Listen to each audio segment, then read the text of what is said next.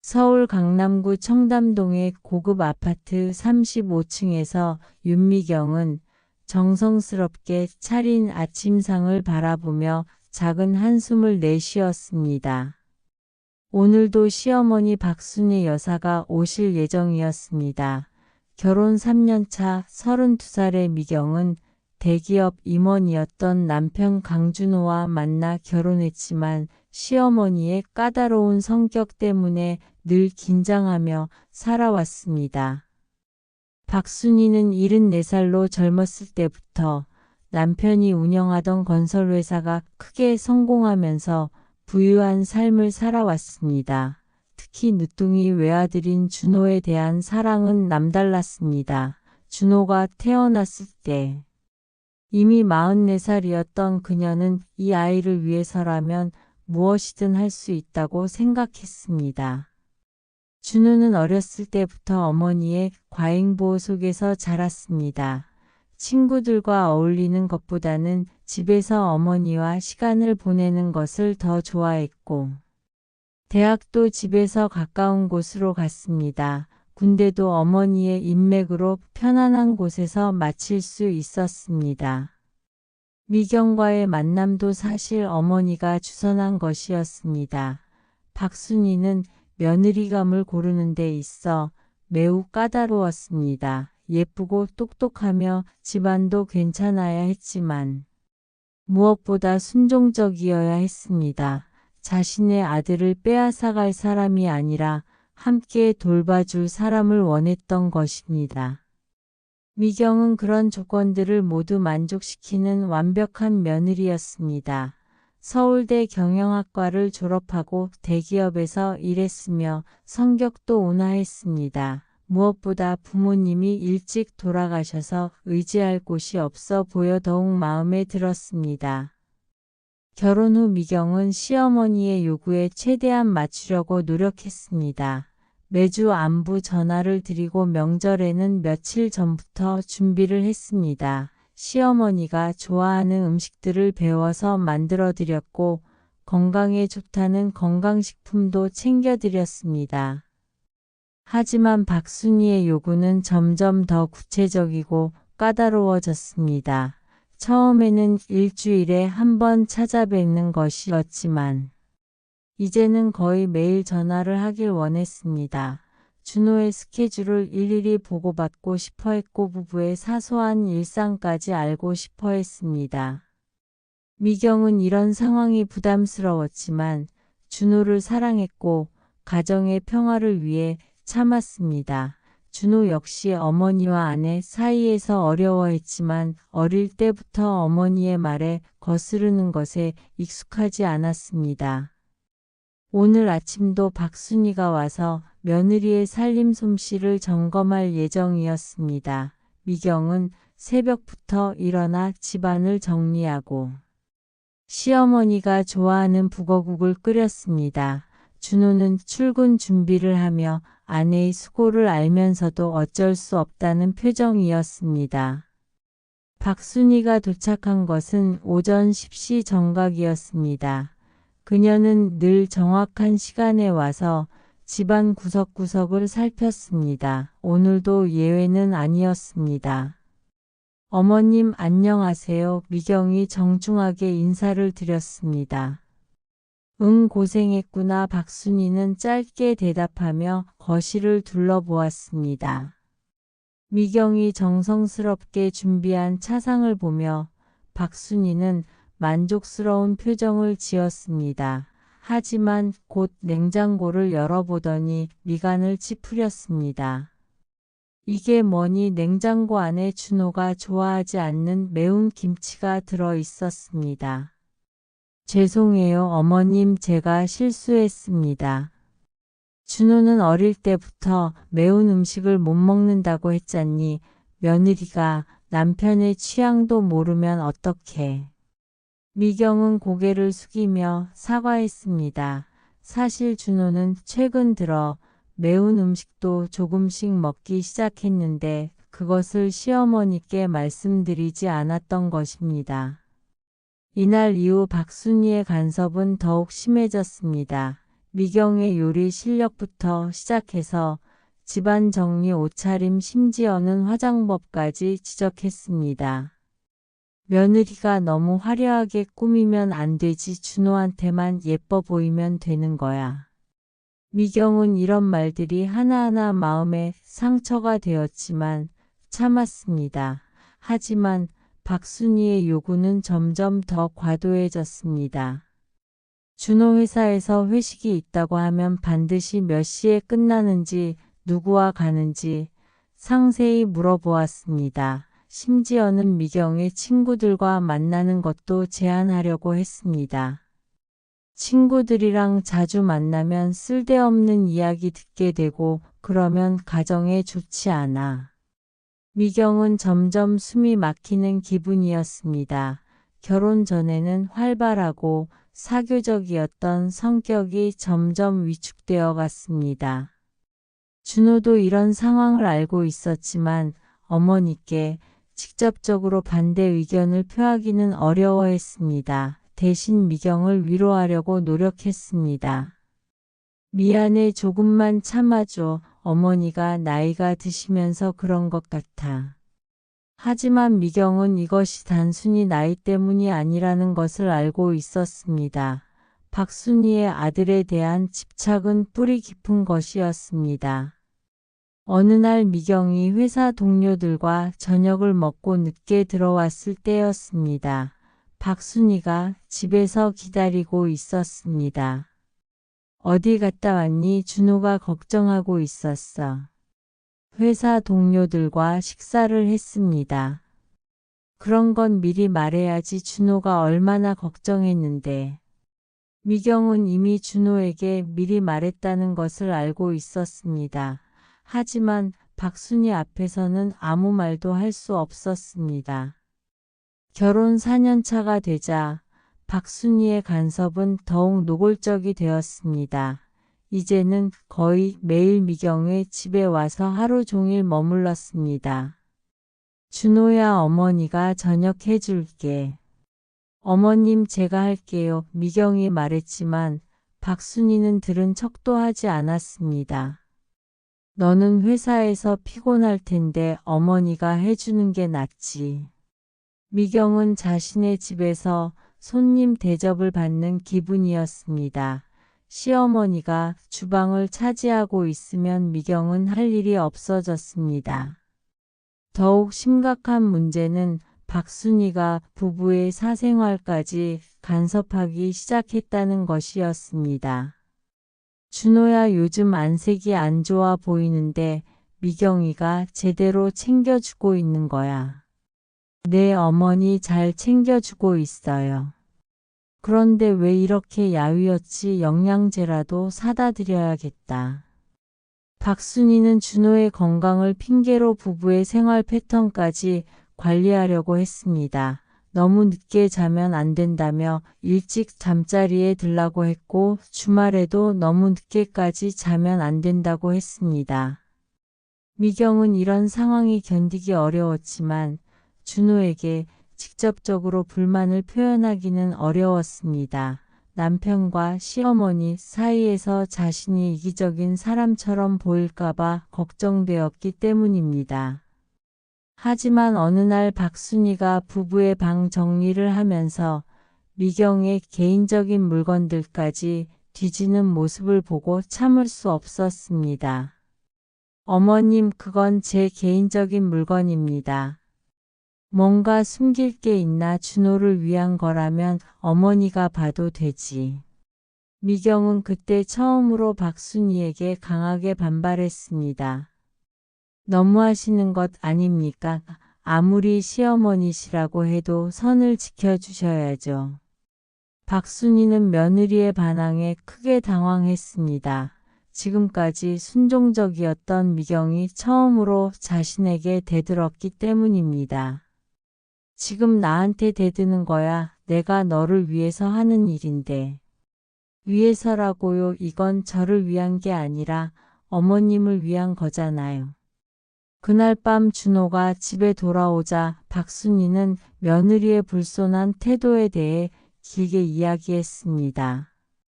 준호야, 미경이가 어머니한테 큰 소리 쳤어. 이런 식으로 나올 줄 몰랐는데. 준호는 어머니와 아내 사이에서 더욱 곤란한 상황에 처했습니다. 미경도 스트레스를 많이 받은 것 같아요. 어머니도 조금 이해해 주세요. 뭘 이해해, 며느리가 시어머니한테 그렇게 나오는 게 말이 되나. 이날부터 박순이와 미경 사이의 갈등은 더욱 심화되었습니다. 박순이는 며느리의 반항 이후 더욱 강경한 태도로 나왔습니다. 이제는 미경의 모든 행동을 감시하고 지적하기 시작했습니다. 며느리가 이런 식이면 안 되지. 준호 교육을 제대로 시켜야겠어. 미경은 이런 상황에 지쳐갔습니다. 회사에서도 집중이 안 되었고 친구들과 만날 때도 시어머니 이야기만 하게 되었습니다. 언니, 이건 너무 심한 것 같은데 남편한테 확실히 말해봐. 미경의 친구 수진이 조언했지만 미경은 쉽게 결정을 내리지 못했습니다. 준호도 힘들어하는 게 보여 어머니와 저 사이에서 스트레스 받고 있어. 하지만 준호는 여전히 어머니 편을 드는 경우가 많았습니다. 어릴 때부터 어머니의 사랑을 받으며 자란 그에게는 어머니의 행동이 모두 자신을 사랑해서 하는 일로 보였습니다. 어머니가 좀 간섭이 심하시긴 하지만 나쁜 의도는 아니야. 우리를 걱정해서 그런 거지. 미경은 남편의 이런 태도가 더욱 답답했습니다.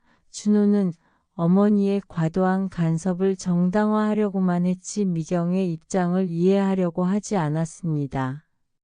그런 어느 날 박순이가 미경의 회사에 직접 전화를 걸었습니다. 미경 씨 있나요? 시어머니입니다. 미경은 회사에서 시어머니의 전화를 받고 얼굴이 빨갛게 달아올랐습니다. 동료들의 시선이 집중되었고 미경은 조용히 나가서 전화를 받았습니다. 어머님, 무슨 일이세요? 준호가 감기 기운이 있는 것 같으니까 일찍 들어와서 죽이라도 끓여줘. 하지만 어머님이 계시잖아요. 내가 해주는 거랑 아내가 해주는 거랑 다르지. 미경은 그날 중요한 회의를 뒤로 미루고 일찍 퇴근해야 했습니다. 동료들에게 핑계를 대기도 민망했고 상사의 시선도 좋지 않았습니다. 집에 도착했을 때 준호는 멀쩡해 보였습니다. 감기 기운이라고 할 만한 증상도 보이지 않았습니다. 어디 아픈 데 있어? 미경이 물었습니다. 별로 아프지 않은데 어머니가 너무 걱정하셔서. 미경은 그때 깨달았습니다. 박순이가 자신을 집으로 불러들인 것은 준호의 건강 때문이 아니라 자신의 권위를 보여주기 위함이었다는 것을. 이런 일들이 반복되면서 미경의 직장 생활에도 영향을 미치기 시작했습니다. 중요한 업무 중에도 시어머니의 전화를 받아야 했고 회식이나 워크숍 참석도 제한받았습니다. 결혼 5년차 되는 해 미경이 임신을 했습니다. 처음에는 기뻤지만 곧 새로운 걱정이 시작되었습니다. 박순이의 반응이 예상과는 달랐기 때문입니다. 임신했다고 박순이는 차가운 반응을 보였습니다. 네, 어머님. 그동안 왜 안 된 거야? 혹시 미경이가 일부러 미룬 건 아니지? 그런 게 아닙니다. 자연스럽게 된 거예요. 박순이는 며느리가 일부러 임신을 미뤘다고 의심했습니다. 사실 미경과 준호는 처음 2년간은 서로의 적응 기간을 갖기 위해 아이를 미뤘고 그 이후에는 자연스럽게 기다렸던 것뿐이었습니다. 임신 소식에 가장 기뻐한 것은 준호였습니다. 정말 기뻐, 우리 아이가 생겼다니. 하지만 박순이의 태도는 복잡했습니다.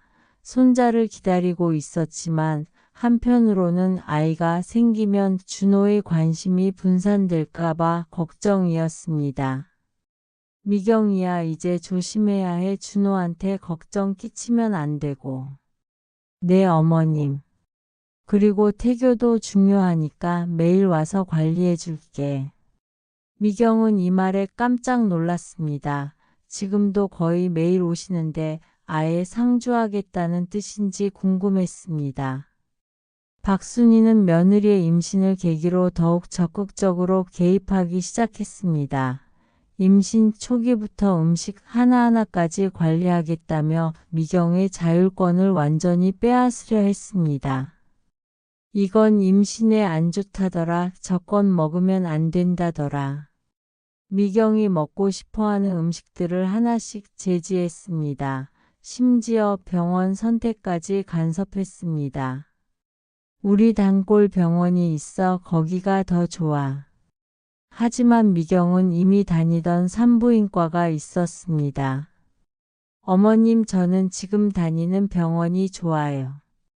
안 돼, 내가 아는 곳이 더 안전해. 준호한테도 말해뒀어. 결국 미경은 자신이 원하지 않는 병원으로 옮겨야 했습니다. 준호도 어머니의 의견에 따르는 것이 좋겠다고 했기 때문입니다. 임신 중기에 접어들면서 박순희의 간섭은 더욱 세밀해졌습니다. 미경의 하루 일과를 시간대별로 관리하려고 했습니다. 아침 7시에 일어나서 산책 30분, 아침 식사 후 독서, 오후에는 태교 음악. 미경은 자신이 로봇이 된 것 같은 기분이었습니다. 임신으로 인해 예민해진 상태에서 이런 간섭은 더욱 견디기 어려웠습니다. 임신 7개월이 되었을 때 미경은 산부인과에서 충격적인 소식을 들었습니다.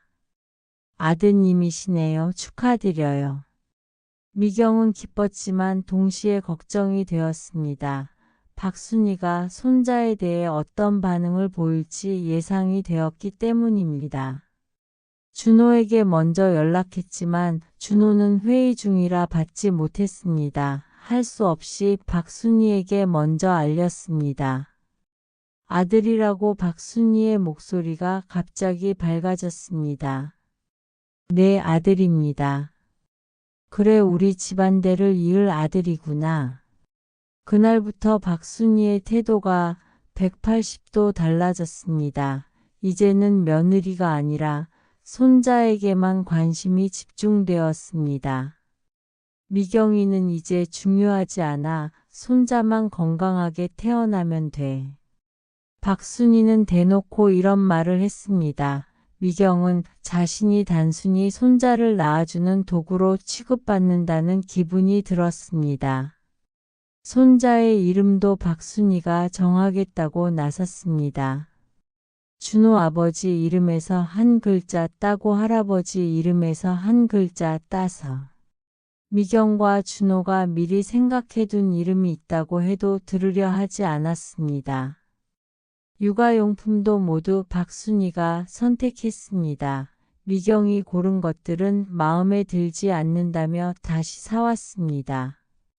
이런 건 우리 손자한테 어울리지 않아. 더 좋은 걸로 사야지. 미경은 점점 자신의 아이가 아닌 것 같은 기분이 들었습니다. 모든 것이 시어머니 마음대로 결정되고 있었습니다. 산후조리원도 박순희가 정했습니다. 미경이 알아본 곳은 시설이 마음에 들지 않는다며 더 비싼 곳으로 예약했습니다. 돈은 내가 낼 테니까 걱정하지 마. 우리 손자는 최고로 대접받아야 해. 미경은 고마워해야 할 상황이었지만 왠지 더욱 초라한 기분이 들었습니다. 출산이 가까워질수록 박순희는 더욱 흥분했습니다. 손자가 태어나면 내가 직접 키울 거야. 미경이는 직장 다니고. 미경은 이 말에 깜짝 놀랐습니다. 어머님, 제가 키우고 싶습니다. 뭘 아는 게 있다고. 나는 준호도 잘 키웠는데. 처사이라 어려울 텐데 어머니가 도와드릴게요. 준호가 중재하려 했지만 박순희는 단호했습니다. 도와주는 게 아니라 내가 키우는 거야. 그게 아이한테도 좋고 미경이한테도 좋아. 드디어 출산일이 되었습니다. 미경은 진통 중에도 박순희의 간섭이 걱정되었습니다. 병원에 도착하자마자 박순희는 의료진들에게 이것저것 지시했습니다. 우리 손자니까 최대한 조심해서 해주세요. 비용은 걱정하지 마시고. 미경은 고통 속에서도 시어머니의 행동이 부끄러웠습니다. 10시간의 진통 끝에 건강한 아들이 태어났습니다. 미경은 아이를 보자마자 눈물이 났습니다. 힘들었던 임신 기간을 견뎌낸 보상 같았습니다. 우리 손자구나. 박순희는 아이를 보자마자 감격해했습니다. 준호도 아버지가 된 기쁨의 눈물을 흘렸습니다. 하지만 박순희는 곧바로 아이를 자신이 안겠다고 나섰습니다. 내가 안을 게 경험이 많으니까. 미경은 출산 직후 지쳐있는 상태였지만 자신의 아이를 제대로 안아보지도 못한 채 시어머니에게 넘겨주어야 했습니다. 박순희는 손자와 한시도 떨어지려 하지 않았습니다. 간호사가 신생아실로 데려가려 해도 자신이 직접 지켜보겠다고 했습니다. 제가 여기서 밤새 지킬게요. 혹시 모르잖아요. 미경은 산후조리원에서도 제대로 아이와 시간을 보낼 수 없었습니다. 박순희가 아침부터 밤까지 상주하면서 모든 육아를 자신이 담당했기 때문입니다. 기저귀 갈기, 우유 먹이기, 재우기까지 모든 것을 박순희가 했습니다. 미경이 하려고 하면 서툴다며 가로챘습니다. 아직 미숙하니까 나중에 해. 지금은 내가 하는 게 나아. 미경은 점점 자신이 아이의 엄마가 아닌 것 같은 기분이 들었습니다. 모유, 수유조차 박순희의 허락을 받아야 하는 상황이었습니다.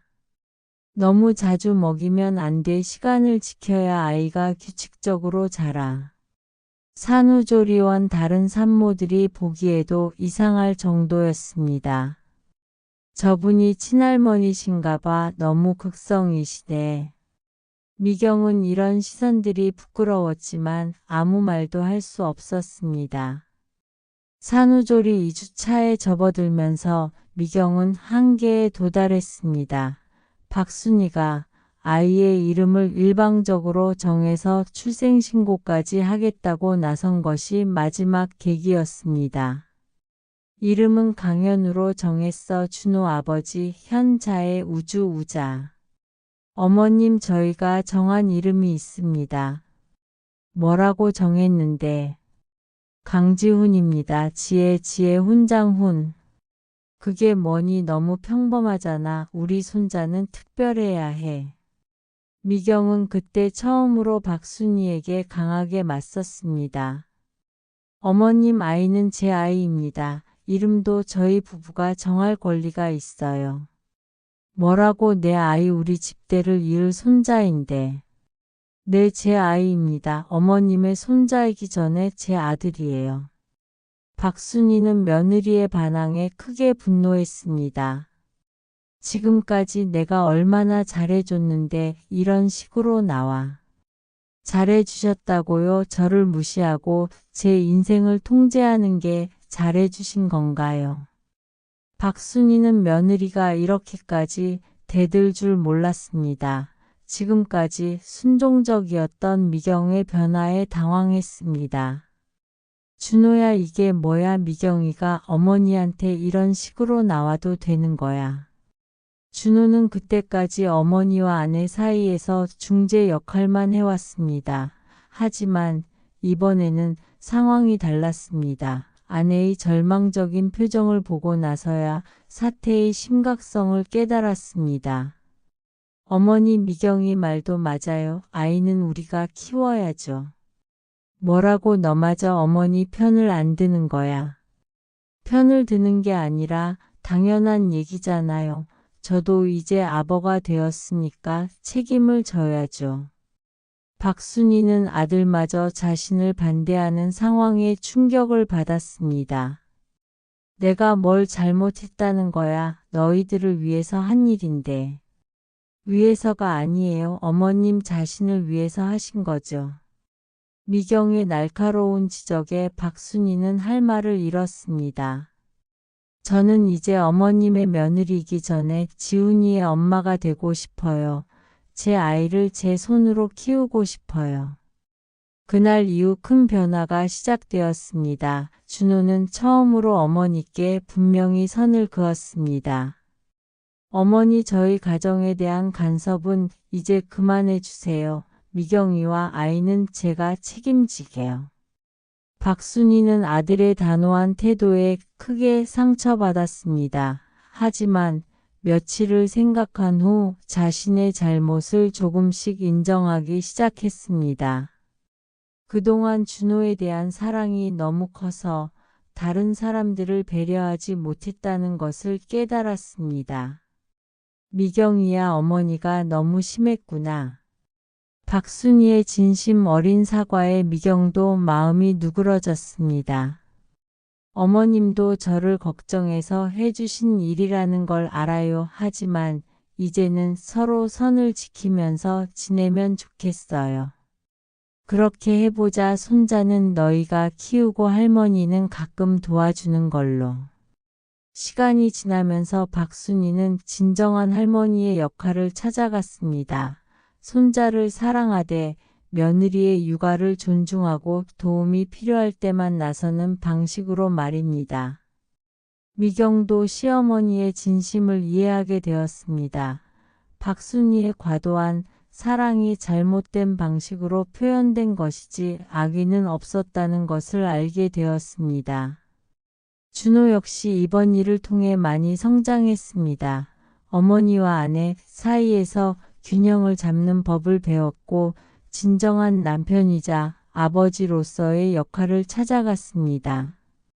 지훈이가 돌을 맞은 날 박순이는 손자를 보며 말했습니다.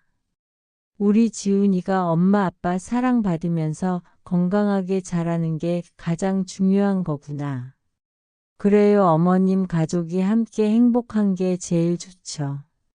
미경은 이제 박순이와 자연스럽게 대화할 수 있게 되었습니다.